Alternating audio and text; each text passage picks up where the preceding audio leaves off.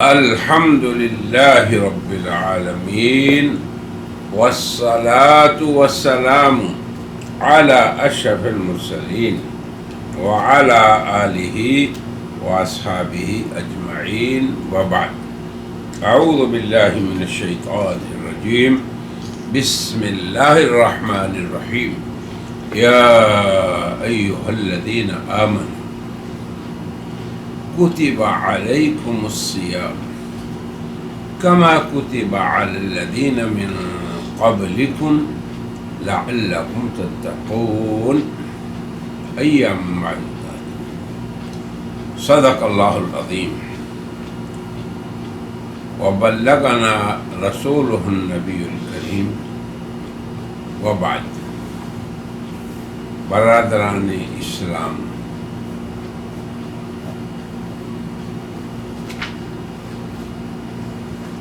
میں آپ سبھی کو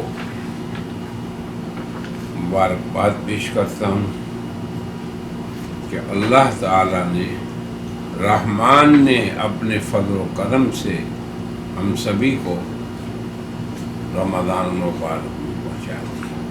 وہ جو دعا کرتے تھے اے اللہ رجب اور شعبان میں برکت دے دے اور رمضان میں پہنچا دے، تو وہ آپ کی آرزو، دعا اور طلب اللہ نے دے دی۔ اس پہ سبھی حضرات الحمدللہ رب العالمین، اس ذات عالی کا تہ دل سے پوری توجہ کے ساتھ اللہ کی عظمت اور اپنی بندگی اور عاجزی کے ساتھ شکر گزار ہوں۔ اور ابھی سے پختہ عزم کر لیں کہ اس رمضان کے شب و روز اس میں ہم اللہ کی رحمان کی رحمتوں کو سمیٹیں گے، اور یہ ماہ مبارک جو اللہ کی عظیم نشانی ہے،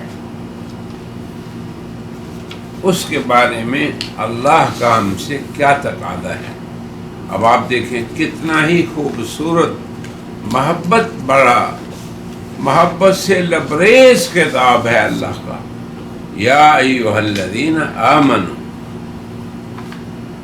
اب آپ دیکھیں یا یہ خطاب ہے، اے ایھا الذین آمنوا، وہ لوگوں جو ایمان والے ہو۔ تو یہ انتہائی محبت کا خطاب ہے اللہ کی طرف سے اس کے بندوں کو۔ لوگوں کو اللہ یا ایھا الناس بھی کہتا ہے، یا ایھا الذین کفروا بھی قرآن میں ہے، لیکن سب سے محبوب خطاب، سب سے عظیم خطاب اللہ کا ہماری طرف متوجہ ہے، اور وہ ہے اے ایمان والو کتب علیکم الصیام، تم پہ اللہ کی طرف سے روزہ فرض کیا گیا ہے۔ اب آپ سبھی کو پتہ ہے، جیسے ہم نے پہلی مجلس میں بتایا تھا کہ حضور نے فرمایا کہ سال کے 12 مہینوں میں سے جس مہینے کا روزہ فرض ہے وہ صرف رمضان ہے اور کسی کا نہیں۔ ذرا برادران اسلام، میرے بھائیوں، بہنوں، بچوں، غور تو کریں کہ کس طرح محبت کے اور الفت کے اور رحمت کے اس رشتے سے اللہ نے ہمیں اپنے ساتھ جوڑ دیا۔ ذرا یہ تصور کریں۔ پھر آپ کے لیے روزہ بھی آسان، روزے میں ہر برائی سے بچنا بھی آسان، پھر اس کے دن کو، ہر مشقت کو برداشت کرنا بھی آسان، اور ہر برائی سے بچنا بھی آسان، اور رات کو انتہائی شوق اور محبت سے اس کے سامنے قیام کرنا بھی آسان۔ بس بات صرف اتنی ہے کہ ہم اپنے قلوب کو اللہ کے ساتھ نہیں جوڑتے، اللہ کی طرف متوجہ نہیں کرتے۔ برادران اسلام، میرے بھائیوں اور بہنوں اور بچوں، اگر ہم اپنے دل کو انیبوا الی ربکم، اللہ کے ساتھ جوڑ لیں، تو کوئی دنیا کی مشکل سے مشکل عبادت اور بڑی سے بڑی عبادت مالی ہو بدنی ہو بالکل آسان ہے۔ وَإِنَّهَا لَكَبِيرَةٌ إِلَّا عَلَى الْخَاشِعِينَ، اللہ نے کیوں فرمایا کہ نماز بڑی لگتی ہے لوگوں کو، مگر جن کے دل اللہ کی طرف متوجہ ہیں۔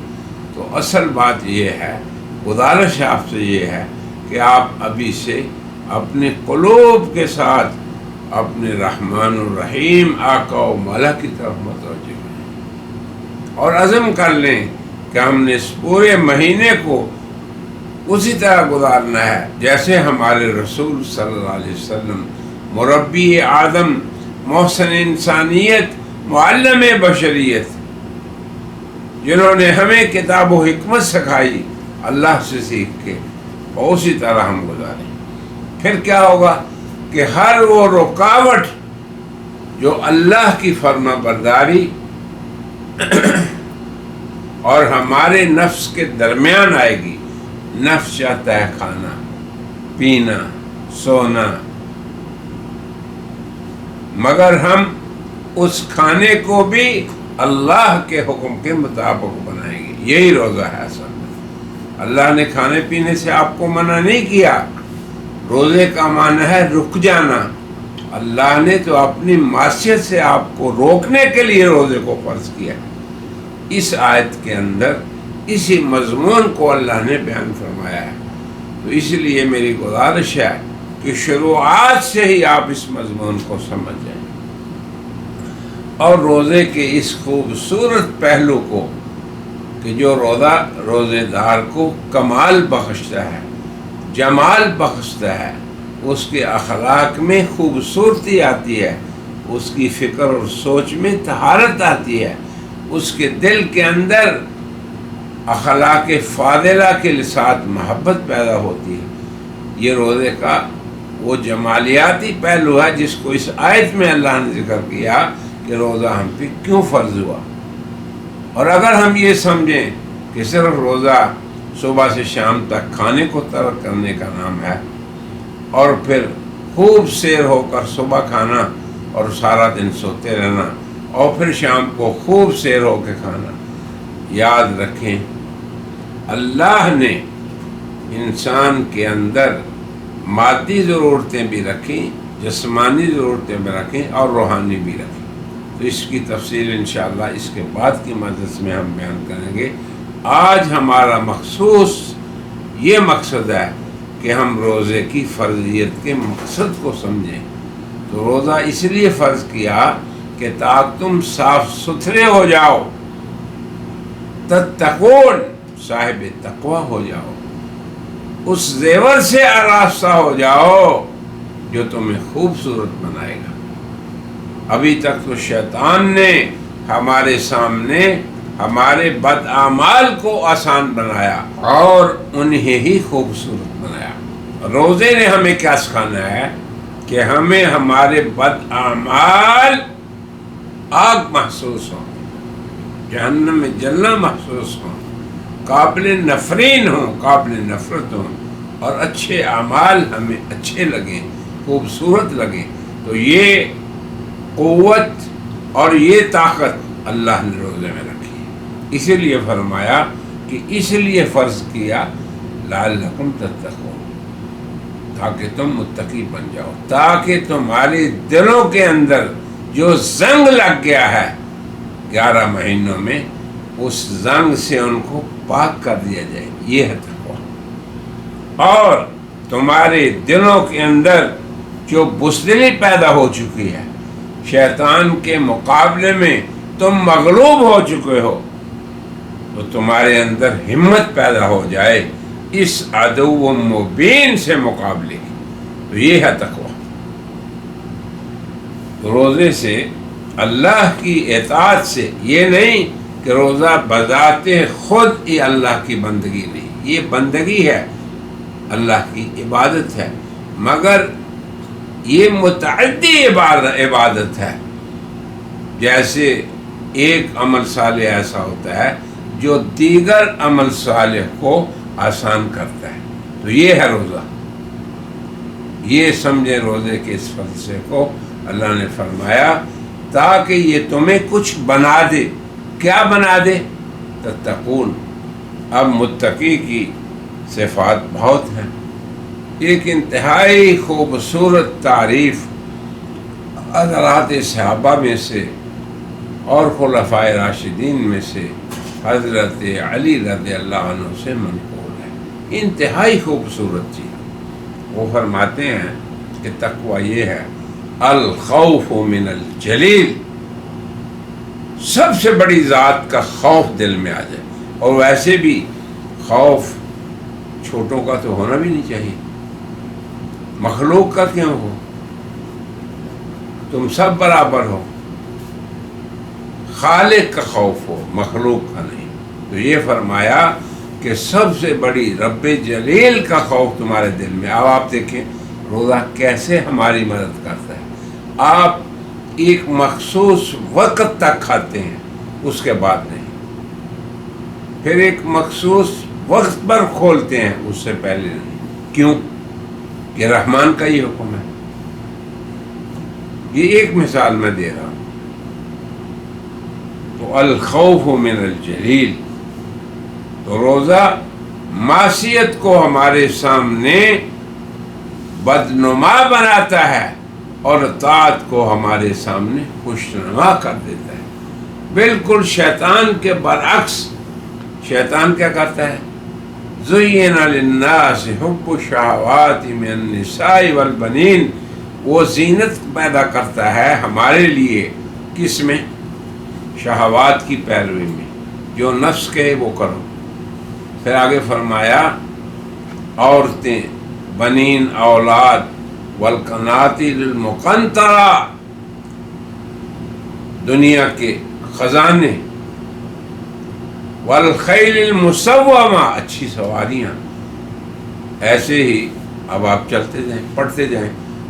مگر رحمان اس کے مقابلے میں ہمیں کن چیزوں کو زینت دیتا ہے؟ جو ہماری آخرت بناتی ہیں، جو ہمارے جسم کی ضرورت نہیں، ہماری روح کی ضرورت ہے. وَزَيَّنَ لَهُمْ الشَّيْطَانُ أَعْمَالَهُمْ فَصَدَّهُمْ عَنِ السَّبِيلِ. پھر وہ اللہ کی راہ سے روکتا ہے. تو روزہ کیا کرتا ہے؟ ہمارے لیے نیکیوں کو آسان کر کے اللہ کی راہ کو صاف کرتا ہے ہمارے لیے. یہ ہے تقویٰ. تو میرے سامعین و ناظرین، اس فلسفے کو سمجھیں، اس ہدف کو سمجھیں، رحمان کے اس مقصد کو سمجھیں روزے سے. لعلکم تتقون. اور پھر آگے یہ بھی ہے ایام معدودات. تم چند دن یہ پریکٹس کر لو، پھر سارا سال اللہ تمہاری مدد کرے گا. اللہ کی شان ہے وہ اپنے بندوں کو. اور پھر دیکھیں کہ یہ قوت، یہ ہمت، نیکی کے لیے شوق پیدا ہونا، برائی سے نفرت پیدا ہونا، یہ وہ عالی صفات ہیں جو باہر کی نہیں اندر کی ہیں. روزہ باہر کی چیزوں سے بچنے کا نام صرف نہیں، بلکہ اندر سے اللہ کی معصیت سے بچنے کا پختہ عزم ہے. اسی لیے میں نے شروع میں کہا کہ ہم اللہ کا شکر ادا کریں اور یہ عزم کریں کہ یکم رمضان سے آخر رمضان تک 1 مہینے کا کورس ہم نے پورا کرنا ہے. جیسے ایک ٹریننگ ہوتا ہے، ٹریننگ کرتا ہے، تو کیا اس کا یہ مطلب ہے کہ ٹریننگ سے پاس ہونے کے بعد پھر وہ اپنی مرضی سے کام کرے گا؟ نہیں.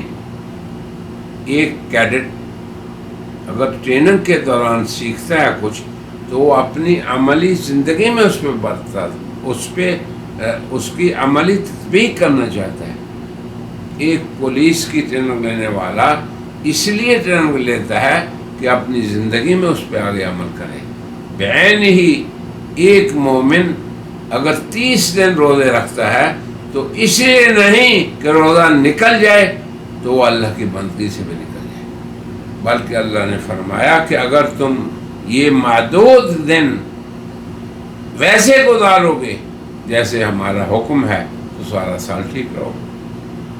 تو اتنی قوت اس میں آ جائے گی مقابلہ کرنے کی شیطان اور نفس سے کہ وہ پھر پورا سال اس قوت کو استعمال کرے گا۔ اب آپ دیکھیں تقوی کی بات ہو رہی تھی تو بات دوسری طرف نکل گئی، تو فرمایا حضرت علی نے تقوی کیا ہے؟ الجلیل، عظیم ذات کا خوف۔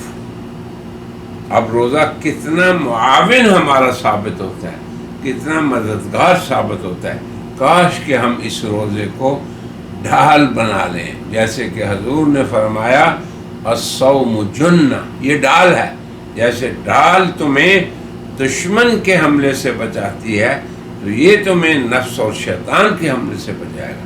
یہ ایک نافع، مفید، طاقتور ہتھیار ہے جو بندہ مومن کو عزیمت، قوت، ہمت، شجاعت اور غلبے جیسی صفات اس میں پیدا کرتا ہے۔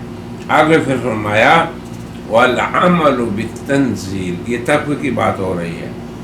اور تقوی کیا ہے؟ جو اللہ نے تنزیل ہے اس کی، قرآن ہے اس کا، اس کے نازل شدہ احکام ہیں اللہ اور رسول پہ، اس کے مطابق عمل، یہ تقوی۔ پہلی صفت کیا ہے؟ یاد رکھ لیں، یاد کر لیں۔ پہلی یہ کہ خوف من الجلیل، جلیل سے ڈر پیدا ہو جائے۔ دیکھیں روزہ ہر صفت میں آپ کو معین ہے۔ آگے فرمایا والعمل بالتنزیل، اللہ کی طرف سے نازل شدہ احکام کے مطابق عمل۔ اب آپ دیکھیں روزے کا اور تنزیل کا، اس میں بھی ہم مفصل بات کریں گے انشاءاللہ کسی اور مجلس میں۔ تیسرا فرمایا والقناعۃ بالقلیل، جو کچھ اللہ نے دیا اس پہ قناعت کریں۔ اب آپ دیکھیں روزہ جب آپ کو یہ کہتا ہے کہ تم نے سحری سے غروب آفتاب تک کچھ نہیں کھانا، تو یہ ٹریننگ ہو رہی ہے، آپ کی تربیت ہو رہی ہے کہ ہر جگہ منہ نہیں مارنا۔ منہ کے اندر زبان ہے، اس کی برائی سے بچنا ہے۔ چہرے پہ آنکھ ہے، اس کی خیانت سے بچنا ہے۔ دماغ ہے تمہارا دل کے اندر، اس کی سوچ کے اندر بھی اللہ کی معصیت نہیں آئے۔ یہ دیکھیں یہ ہے روزہ۔ آگے پھر فرمایا والاستعداد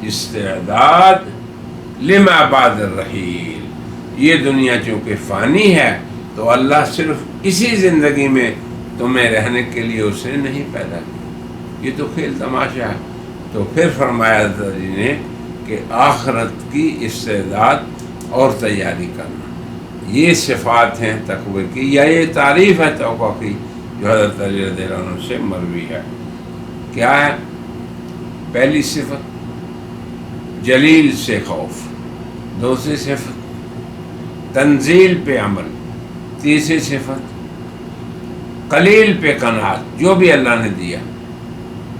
پھر دوسروں کی طرف للچائی نگاہ سے نہیں دیکھنا، نہ سوچنا ہے کہ کاش جو اس کے پاس ہے میرے پاس آ جائے۔ یہ آج ہم بالکل بگڑ چکے ہیں، جتنی ہماری عادات اخلاقی طور پر بگڑ چکی ہیں اور جتنے رذائل ہمارے اندر آ چکے ہیں، اللہ تعالیٰ نے ان سب کو دور کرنے کے لیے روزے کو ہم فرض کیا، اسی لیے فرمایا لعلکم تتقون۔ تو آج کی مجلس میں اسی پہ ہم اکتفا کرتے ہیں اور دعا کرتے ہیں کہ اے اللہ تو اس روزے کو با مقصد بنا، اور روزے سے جو تیرا مقصد تو نے بیان کیا ہے اے اللہ اس کو حاصل کیے بغیر ہم اس رمضان سے نہیں نکلیں گے۔ اللہ ہم سب کو یہی توفیق دے اور شروع میں یہی عزم دے اور یہی نیت کر لیں ہم، اور پھر پورا ماہ اللہ تعالیٰ یہ توفیق ہمیں دیتا رہے۔ وآخر دعوانا الحمدللہ رب